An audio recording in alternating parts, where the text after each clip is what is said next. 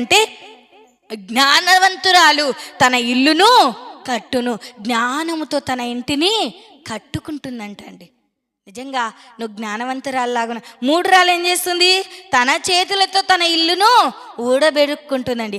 జ్ఞాని అయిన సొలొమోను గారు చాలా చక్కగా తెలియచేస్తూ ఉంటున్నారు. ఈ రాత్రికాల వేళలో దేవుడు నాతో మనందరితో కూడా మాట్లాడుతున్నాడండి. జ్ఞానవంతురాలు ఎలా ఉంటుందంటే ఎన్ని కష్టాలు వచ్చినా, ఎన్ని శ్రమలు వచ్చినా, ఎన్ని ఇబ్బందులు వచ్చినా, ఎన్ని అవమానాలు వచ్చినా ఏం చేస్తుందామే? ఓపికతో కనిపెట్టుకొని తన కుటుంబాన్ని, తన గృహాన్ని, తన ఇల్లును ప్రభువులోనే కట్టుకుంటుందండి. సోలిపోదండి. అందుకోసమే భక్తుడు చాలా చక్కగా పాట పాడతాడు. సోలిపోవలదు మనసా, సోలిపోవలదు ఇకటులు ఇబ్బందులు నిన్ను చుట్టుముట్టినను,